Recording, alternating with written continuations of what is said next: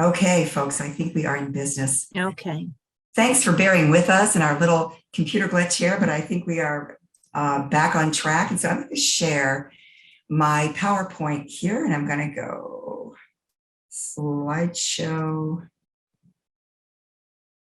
now from the beginning, and we should get a full screen. Hopefully you'll be able to see this. All right, so as Susan mentioned, this is Design a Buyer-Friendly Art Website. And I want to dive into some of the essentials here, why it's important, and what we can do. First of all, I have a question that I quite often ask people in live workshops when I'm talking about this subject, and I want to bring it up right now because I think it's just kind of the foundation of things. Is your art website dressed for success?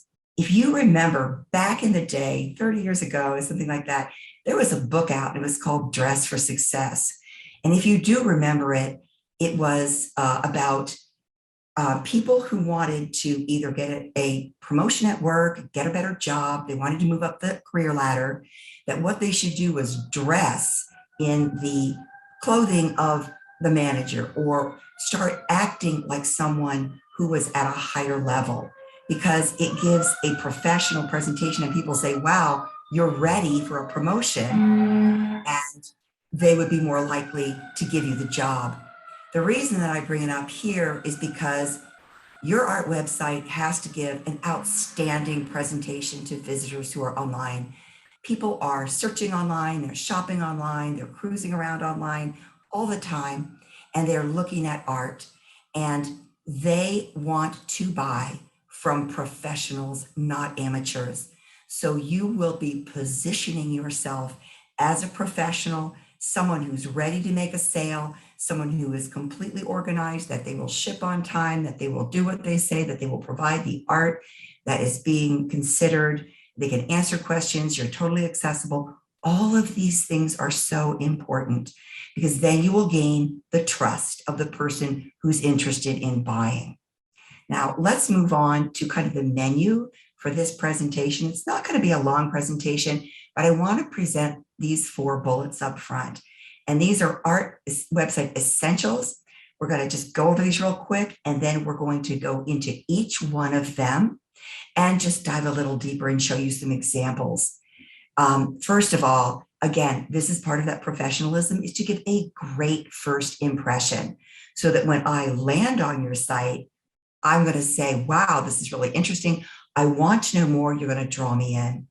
Secondly, if you want to cultivate customers, you need to give them lots of information. If you are shopping for anything online, you need to know a lot about the products that you're buying. You want to know how they work, what you can expect, how much they cost, a lot of information. And there are different ways to provide that information. We're going to get into that here. Thirdly, of course, we want to make it easy to buy, because when you make things difficult, people will simply click away and they'll move on and buy from someone else whom it's easy to buy from. And fourth, connect with the customer. We want to connect with them and stay connected for several different reasons. I'll go into that at the end of the presentation on our last slide. So first of all, let's look at those great first impressions. And what I've done is to pull some artists directly from Artspan. Not all of the artists in this presentation are, but many are. And so I believe that Susan will be able to provide you with links to their sites so that you can look more on your own as well. So let's get started with artist Rachel Stewart. And when I was clicking around on the marketplace and looking for an artist, I found her site. And I went to it, and immediately you see these bright, colorful, fun, whimsical, and just charming pieces of art. You're seeing 3 images here above the fold. And that means that you see these images without scrolling down, so that they are immediately popping up and they're inviting you in. Now, if you were on this artist's page and you did scroll down, you would see that she has a long scroll that populates with more and more and more artwork.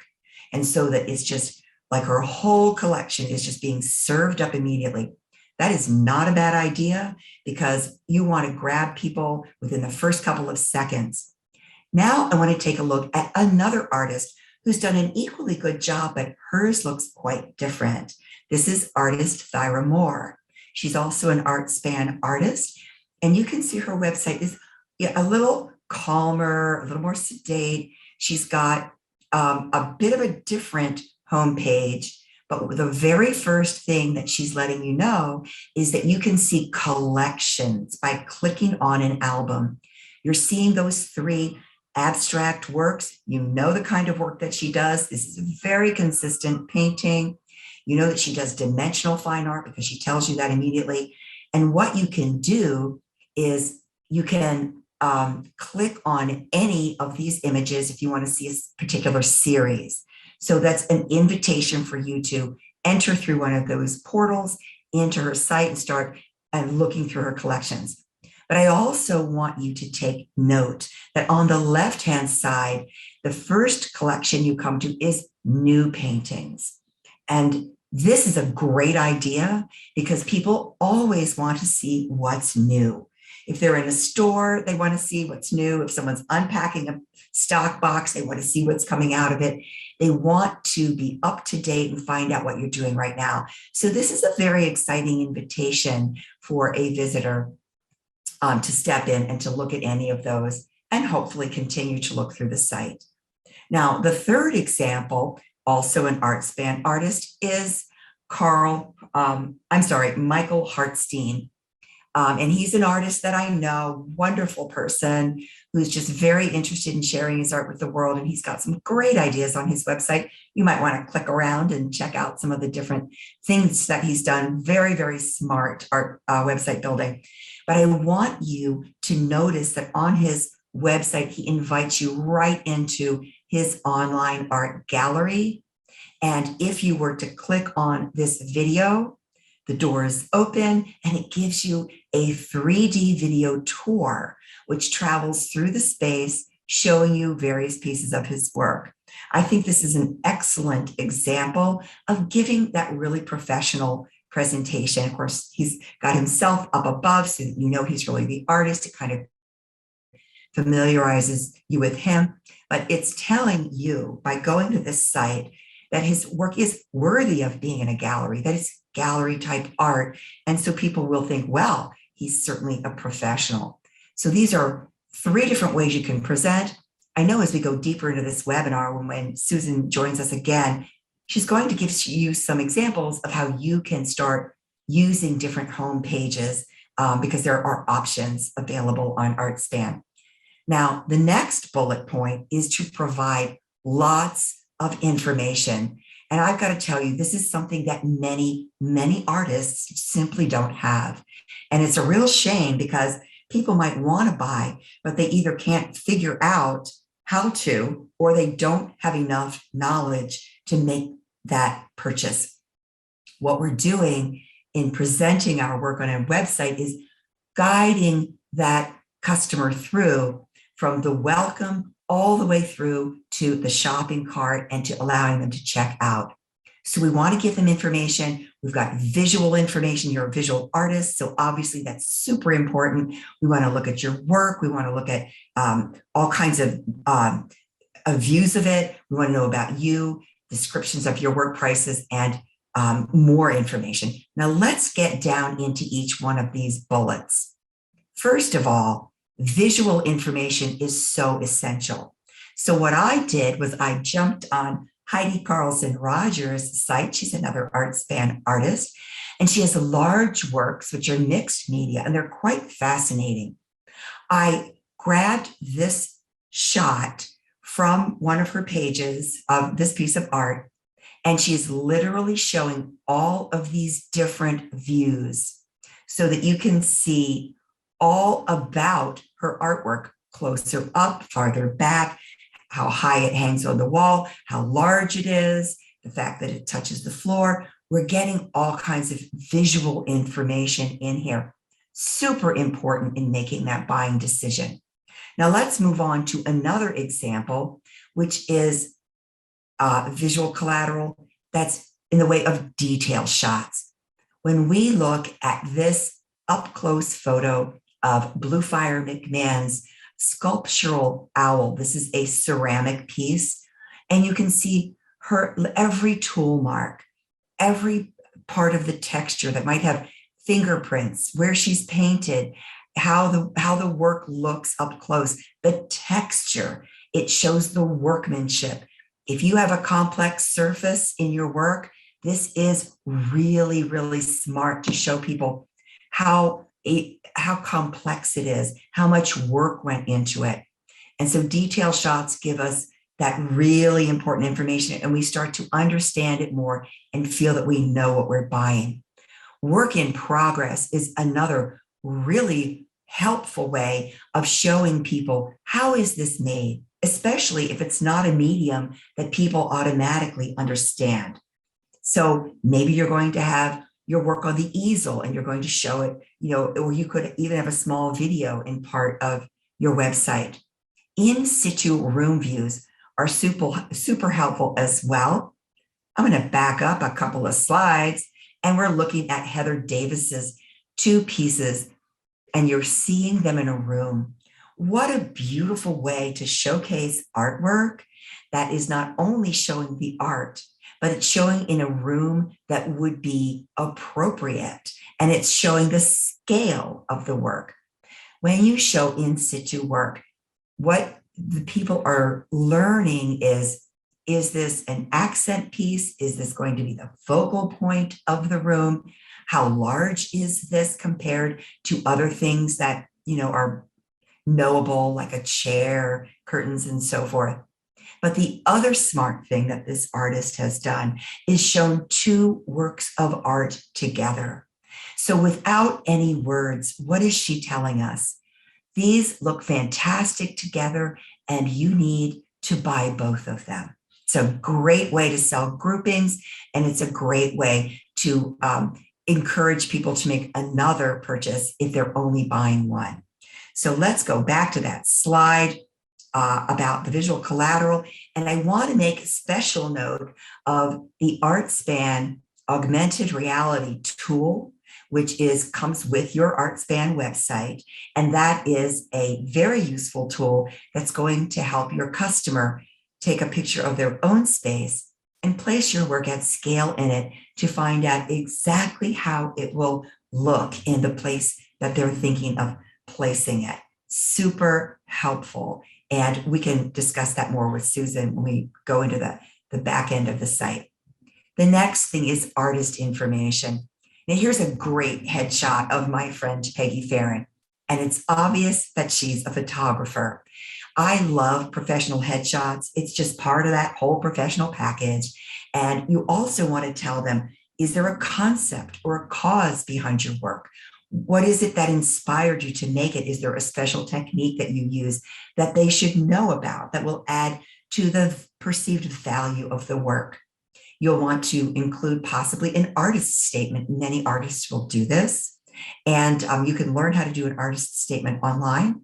I would encourage you also to do a short bio, but something that's really focused on art, not your whole life story, but more or less your artist story.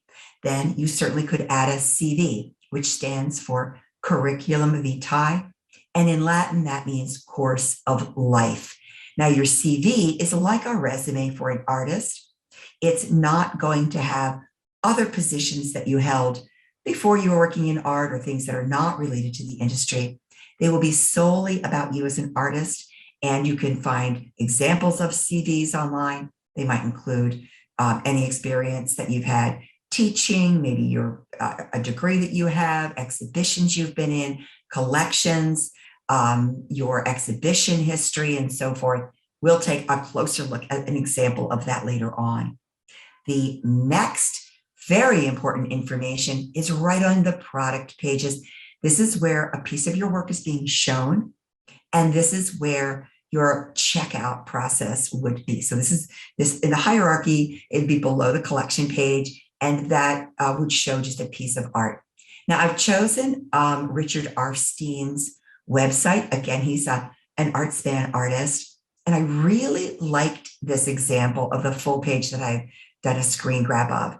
Now, you can see above this item quite a few pictures of his sculpture. And this gives you, you can always click on any of them. It just kind of keeps the collection right there in front of you.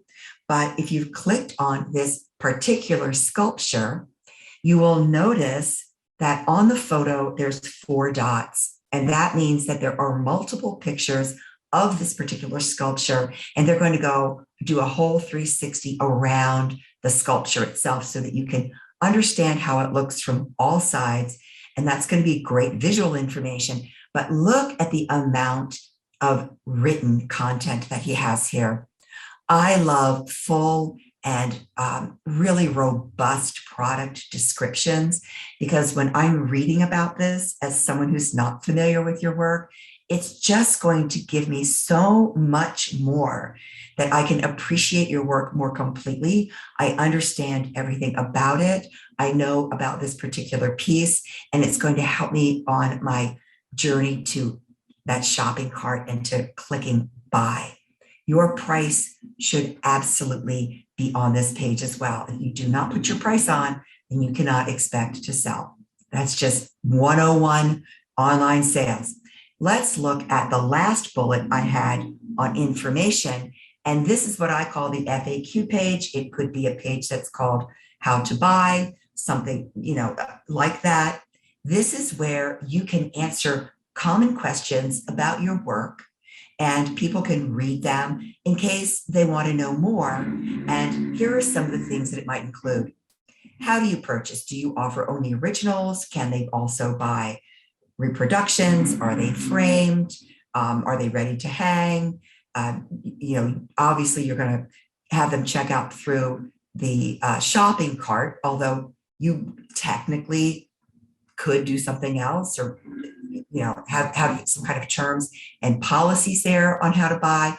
Do you take returns? Will you ship to a third party? How do you ship? How long does it take? Who is your shipper? Is there a cost?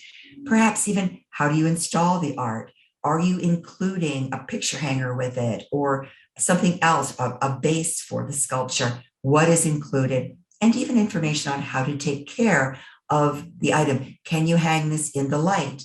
Is this a hand washable garment that you're selling? So whatever applies to you, you're going to want to put a list of questions and answers. Don't go overboard, but just what makes sense for most people, so that yes, they will get kind of a working knowledge of what you're doing, and then they can make a decision. Next, I want to ask this: is your art website user-friendly? This is the basic structure of your site and the flow. So you want to make sure that there's a menu on your homepage and on all pages, but that it's in a reasonable length. I think 4 or 5 items on a menu is plenty. You can do a drop-down menu, but don't overwhelm people or they won't even know where to go next. You need that logical progression so that they might go from your homepage, they're starting to learn about you, they go to a collections page, they go to a product page. If they want to jump over with questions, everything is right there, very handy, and that there is contact information for you. You might want them to be able to get in touch with you very easily, whether they have a question, whether they're interested in a commission, something else that has come up for them. Oftentimes people do before they're really ready to make that purchase. And the last bullet in my presentation was connecting with the customer. This is so essential. It's going to build that relationship. Sales is all about relationship. And frankly, most sales are not made on first contact. Most people will have to become acquainted with you and see your work again and again before they finally decide to make that purchase. And so you need to draw them in again and again. Notice in this picture, yep, that's me on the left, an artist, May Yap, who is a wonderful abstract artist. She's a painter. Well, she and I became friendly online, and she happened to have a solo show at a gallery that was not far from me, and I drove up to meet her, and it was just such a joy to get to know the artist in person. I have to say that in-person sales is the gold standard. It's the best way to sell. If you're speaking with the artist, you're talking to them, you're looking at the work in person, of course, there's no better way to buy. But a well-made art website will mimic that kind of in-person contact the best possible way that they can do it without actually speaking with you and seeing your work in person.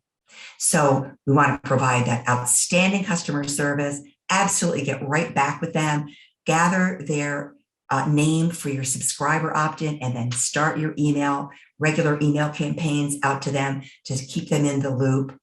You might even have something on your website that offers them a chance to book a Zoom call with you, and you can talk with them about a piece they're interested in or learn about what they want. Listen to them and what are they looking for? Do you have something for them? Are they looking in a certain price range? And then you can work it out with them and close the sale. And again, just like in this picture, invite them to in-person events and move that offline and close the sale in person if they're local to you. You're certainly going to want to have your social media icons on your site, connect there. Those regular marketing messages, whether they're email or whether they're even a postcard or maybe those social media messages. Then when you make sales, you have your very best prospect for the next sale. The best customer is one who has bought from you before, and they are easier to sell than a new customer, and they tend to buy more. So, if we want collectors, that means they need to own more than one piece of your work. We want to sell them, we want to sell them again, and we want to ask them to refer us to other people who might love our work as well. So I'm going to close the presentation here, and then I'm going to stop sharing. I'm going to go right back to Susan, and we'll continue with the conversation here with your part of that. Well, Carolyn, that was a lot of really great information. And what I really loved is that you included some of the websites of our Artspan members. Mm-hmm. And I'm going to explore those a little bit further because I think that first impression is so very, very important. And Artspan has 3 different ways of giving that first impression. So I'm going to share my screen and show everyone the 3 different ways that you can have as your landing page when someone goes to your website. And then I'll show you how to achieve that in your control panel.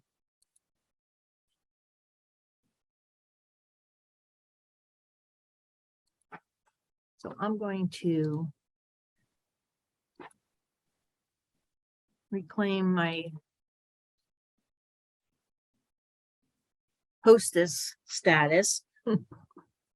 Okay, we're going to start with that home page, which I think is a very important thing to have. You've set up your marketing plan, you've got your contact list in place, you've priced your artwork, and now what you want to do is have a place when they go to your website, what are they going to see and what is their experience going to be? And a good way of having that is to have a nice, attractive, inviting homepage. And your homepage should be informative. It should tell whose page it is, what you do. Your navigation bar should be clean. It should be minimal. It should be easy to navigate. It should be straightforward. The most important thing is if you have a homepage, the very next thing someone clicks on should be where they can buy your artwork. And then after that, the information about you. Everything else can come afterwards, but this area is really, really important. And when it's all in one cluster, it is so much easier for the buyer to navigate. Now, your welcome image should be something either you in your studio, a picture of you, a picture of your artwork. Here we chose an on-site image, which buyers really love because it gives them perspective as to what the artwork looks like in real life. Instead of just a flat image, it's set in a setting. So these are always good to use. It's nice to change this image here. This has been changed seasonally because it's fall, so we have an autumn image. We can change that to suit the season or change it every couple of weeks as new work arrives, put a new image there. This is how, when people visit your site, they may come, they may not buy anything, but they may visit back. And when they see that it's changed, it gives them the instant impression that you are active and everything is fresh. So they enjoy coming back to see what's new. It is also a good place to put, if you advertise a special you're having here, there's an upgrade for a premium mat when you buy a purchase, and it's being advertised here.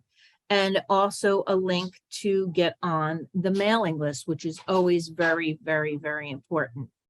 Now, they can get from here to your gallery by clicking on gallery, where we also have the same advertisements, and join the mailing list. But you can also embed a link into the things that people like to click on. They like to click on images. Well, have that image take them directly to where they can buy that image. The same as with the title. It goes right to the gallery. All roads lead to where they can buy the artwork, because that is what you want to do, lead people to where they can buy your artwork. Now, Rachel Stewart has a unique setup because she only has one gallery. So, and all her work hangs very, very beautifully together. She works in the same style, the same mediums. So when somebody lands on her page for the first time, they get a beautiful selection of her work. But what's best of all is that when you click on her artwork, it goes right to the page where you can buy it. You don't have to look for it. You don't have to think about it. You like the artwork, you click on it, you can add it to your cart. And it's with any bit of her work, and it works for both originals and for her prints on demand. So this is a very good landing page for her. Rather than the home page, she has buyers going directly to her gallery page. Another way is how Thyra Moore has hers. Now, she has many different series, so she can't have the same as Rachel does. So what she has is a setup where you can look at in one place all of the different series that she has, and you can click on these and go to see the individual artwork in all of these series. So when someone visits her website, this is the first thing they see, is this wonderful collection of the different series that she has, with this representation of all of the work that are in that series. Now, I'm going to show you on your Artspan control panel how to get those different landing pages. And the most popular, of course, is to have a home page. Now, if you don't already have a home page, it will be located in your inactive pages in your control panel. And to bring it up to the active pages, you would just click on Arrange Pages and drag it from the inactive pages to the active pages, and then close Arrange Pages. And from there, you can edit that page. But one thing I want to point out to you is, notice that the way the pages are arranged in your control panel is exactly the way they're going to show up in your navigation bar. So it's very important to keep looking at how your navigation bar looks and not clutter this up with too many pages, because then it gets confusing in your navigation bar. And one way to combat that is to combine some things. For instance, you can combine, rather than having a CV, artist statement page, and an awards page, you can just have one page that has all of that information. And it's a really smart idea, because you've now got them there. Tell them everything about you at one time. It's just a bit, and plus it saves space in your navigation bar. Now here we have an untitled page in the navigation bar, and that's because this would generally be the sign up for the mailing list. but because there are links all over this website to do just that, in order to not clutter up the navigation bar, to make that not show up in the navigation bar, just leave this blank. That way it's still active, but it doesn't show up in your navigation bar where the about does, because you have it listed here. So that's one trick of the trade you can do to have these active pages, but not have it cluttering up your navigation bar. So let's go ahead and open up the edit for your home page.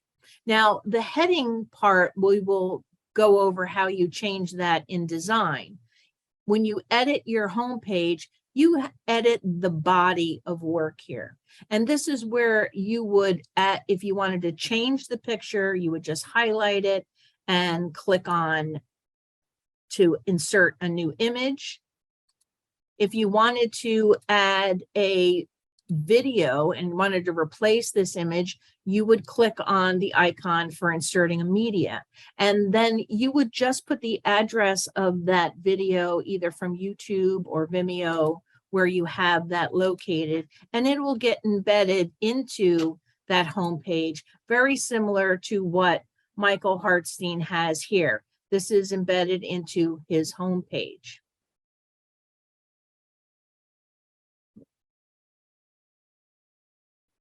Now, so I'm gonna, and always, after you make changes, please always hit save and then exit.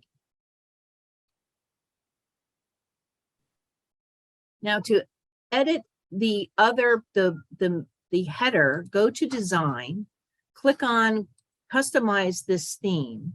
And this is where you would be able to go to background and logo images and create this header. Here, there's a camera added. You can adjust it to stretch the image or make the image small and in full view. You can play around with this to just get a really nice visual look to your website. I'm going to click on gallery display options because, as we talked about with Rachel's and site, she has it set up to land on the first page of her gallery. And this is where you would change that. You would eliminate your home page, and here where it says someone visits your website, what they will see, you have a choice of having either show the gallery index page like Mara has, or jump to the first gallery page as Rachel has. So this is where you would make that adjustment.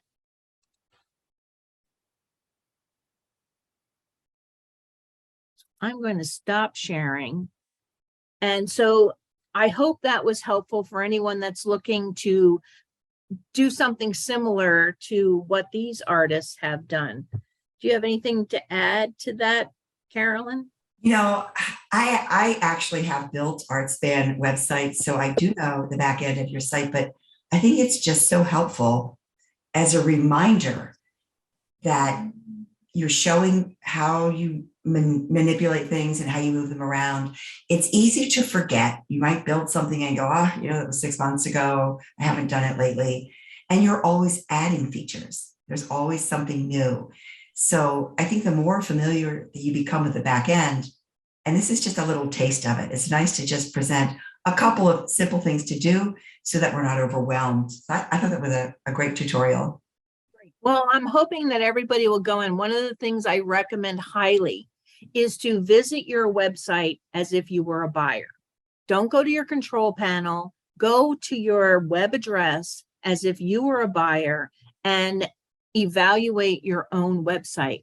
Take a look at how does it navigate? How easy is any information people would want available to them? Are your images good? Do you have enough images? Are you showing every aspect of that artwork? Because this is your gallery and there's not a gallery attendant. So there's no one that's going to be standing there saying the information about the artist and the information about the artwork. You need to provide that in the description and everywhere you can, because all of that information gives a potential buyer confidence in your work and leads to sales. Yeah, I completely agree with you. I think that the more trust they have in you, the more likely they are to buy. And all of this information that you're forthcoming with and the ease of use tells them, it would tell me when I saw a website that was well done, that this is a person who regularly sells art. And so I suggest you build your site as though you regularly sell art, even if you've never made a sale yet. Yes, nobody knows that but you. All right, so I'm going to get, as we're getting on in the hour, I'm going to start with some questions. And one of the top questions was, what essential things should I have on my site along with my artwork? Well, I think I covered that. I mean, you need to talk about yourself because they want to buy from you. Most people want to know the artist. They're very impressed with artists. They wish they could be artists because it sounds like a great life. Of course, you should encourage that impression. But I think that people feel when they know your story and they know about the work and possibly how it was made, or they have some personal input from you, they will tell that story when other people see the art in their home or in their space. And it's kind of the story that goes along. It makes them value the work even more. So you are the star. You're alongside of your art, which is the physical piece of your creativity that they're buying. Absolutely. I couldn't agree more. Again, since there's not a gallery attendant, when I had my gallery, my job was to not only talk about the artwork that a potential buyer was interested in, but share information about the artist, because it always, people tend to look at the work different when they know a little bit about you. And so it's I think it's absolutely number two as far as your artwork, good images, and then a good about you page. And your price. Put And your prices on. If you do not put a price on, I'm not going to call you up and ask you how much your artwork is. I'm going to go buy from someone who has their prices on their site. Exactly. So that goes hand in hand. That goes with have information, have all the information, and that does include the price and what is included in that price. A question that came up was, should I have a separate site for different things I create? For example, I do crafts, but I also do oil paintings. You know, that's a very interesting question. And it actually came up the other day when I was working with one of my clients who was saying, well, I have originals and then I want to sell prints and I should do them on different sites. And I said, no. Those should go on the same site because they're similar enough. Now, if you have two different businesses, essentially, and your work is so different that it would just almost be discordant together, then I think it might be appropriate to have more than one site, depending on what you're doing. If you're just bringing in different bodies of work that maybe you're changing your painting style or a little bit, I think you probably could put them in collections. But if you are a photographer and you also knit sweaters, maybe they should go in two different sites. Well, I'm going to share my screen again because I'm going to show an example of how to add different things to your website. Now, this is generally a site for photography, but there is also a gallery that is featuring something new, which is signed limited edition charcoal prints. And that can be included in your gallery selection because it's not taking away from the photography galleries, it's adding something new. A lot of our artists do other things. They write books, they have classes, they create other merchandise. Well, you can create a gallery that focuses on the additional things that you do. In this case, it's very appropriate because this is a photographer. They also do real estate imagery. So you just click on it. It's essentially just a billboard for what you can expect if you needed a real estate photographer. So, but it's an add-on service that you could have within your same website. Yeah, I agree with you, Susan. I think it is a good idea if you teach, or if, let's say you have a book or you have something that's related, it's kind of in the same vein. That's a great way to sell other merchandise Mhm. besides, your art. And it's just, bringing those income streams. But I like to see one website if possible, because you don't want to have to keep up two or three websites. I mean, that's Right, just a lot of work. right, exactly. A question was, are video art shows effective? They are extremely effective. Live streaming is one of the hottest new ways to sell art. And it's you doing a video, showing your work, and streaming that to different social media platforms. So you could stream it to Facebook, you could send it to YouTube, anywhere that you can do streaming, Instagram, and do sales in real time, and then it will be recorded and you could play it later if there's some pieces still available, or for people who haven't seen it before. It is a great way to sell. It is a big subject, but I would give that a definite yes. Yeah, I agree. We have one I'm going to share again. There's one member. We have Peggy Cross, who just recently uploaded a video of herself describing several pieces of her artwork, the inspiration behind them, what moves her to create her particular artwork. And she has that up on YouTube, and she can take this and then put that, like Michael Hartstein did, on her homepage and her about page. She can even set up a page that's specifically for discussions on artwork, etc. Because anything you can do to help get that information to your buyer helps you sell your artwork.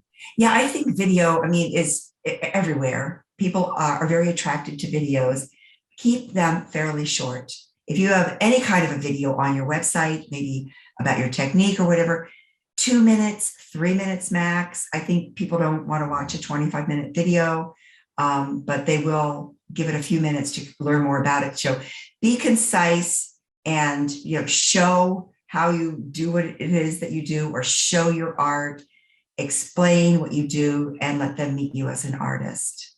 Exactly. Those are good too. When you have your showing you in your studio actually working on a piece, people are Mhm. very interested in those. They get a lot of hits. Yeah.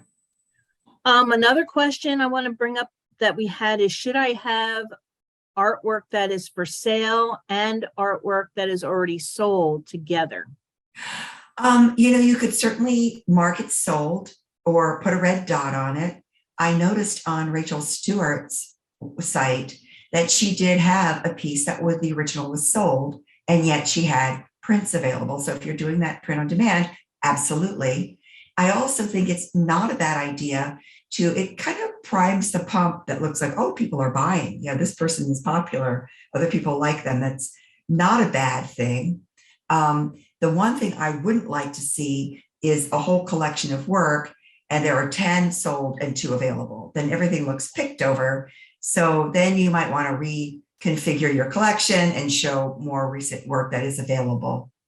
Exactly. There's nothing worse to a buyer than to find the perfect piece only to find out they can't have it because it's sold. So if you have 20 pieces in your gallery and 15 of them are sold, that's not a good practice to have. What is a good way of as an artist, you do want to show that portfolio of work that has been out in the public. Well, you can do that also by creating a separate portfolio gallery, which features all of the work that has been sold.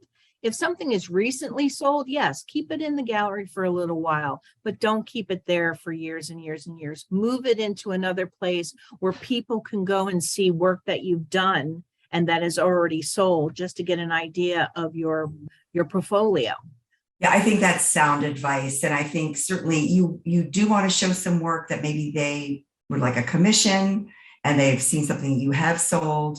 Or again, if you've got those reproductions available, it will have a longer lifespan. Another question was, should I have sales with discounts or should I offer extras, add-ons, etc.?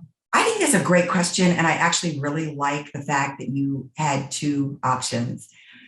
Sales work, people do like discounts. I like to get things on sale. I'm sure you do too. It's not wrong to have a sale.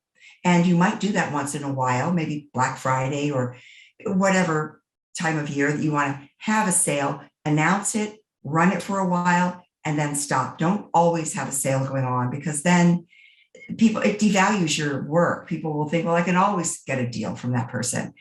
I personally really like add-ons.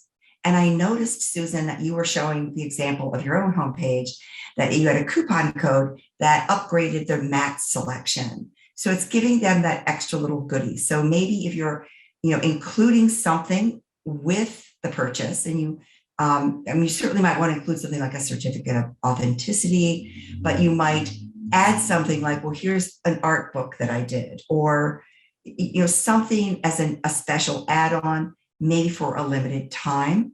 Or if you ship the work out, maybe give them a coupon for some kind of a discount that's a private sale only for existing customers.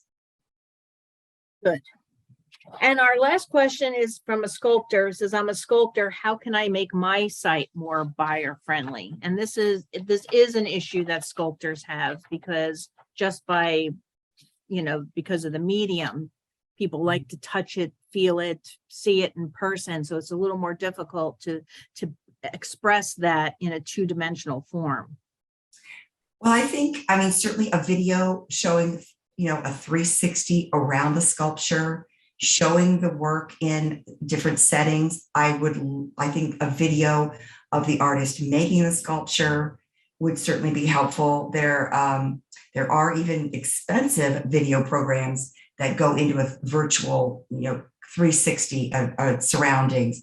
I think probably most individual artists would not do something that expensive, but I think a video sale would also be a good idea. And I would absolutely keep track of events and where you can go and see the artist or see their work in person, and encourage people to attend or to come and visit you so that they can have that kind of personal, touch and feel. Absolutely. And you brought up the sculptor from your presentation, and the way that he has his work is that when you click on any of his work, he has great descriptions.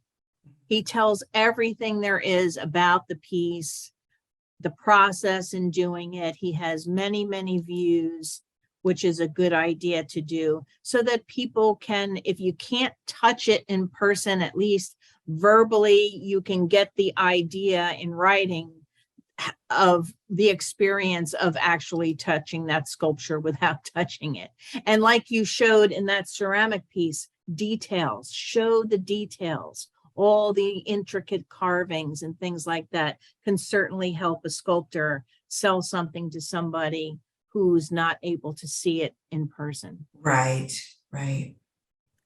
Okay, well, we're coming up to the top of the hour, and I think we covered a great deal of issues in making your website more professional and buyer friendly. Of course, we have a lot more to touch on, and we will be having other webinars that are of this same subject. We're going to touch on other aspects of it, but the first impression is the first thing I think we should have talked about, because that is what people are going to see when they come to your website, and you want it to be a good one. Yeah, I would just challenge everyone who's attending or watching this on video, go to your own website with kind of new, fresh eyes, given what you've learned here. What is it that is working on your website, and what are the things that need some revision or some help? And then go through the list and see what you can change on your own. And then, you always have customer service at Artspan if you do need some help. And again, show other people, get feedback, look at it as a buyer, and see how far you can improve your own website, just given this webinar and what you know now. Exactly. And anyone that has any questions regarding this workshop is perfectly welcome to email me at susan@artspan.com. There will be a follow-up email that will have the recording, I hope, of this workshop. I'm going to have to Frankenstein it together. And a link to prior workshops, as well as links to some other things that are very important to setting up a buyer-friendly website. There is a survey at the end of this workshop. I encourage you to fill out the survey. It's what helps us find out the information you are yearning to know about having a successful online art business. So please, if you have the time, fill out that survey. I want to thank Carolyn for joining us once again. You're always providing us with the best information. And I want to thank everybody who attended. And I hope to see you at the next webinar soon. So have a good night. Thank you, everyone. All right. Bye-bye. Take care.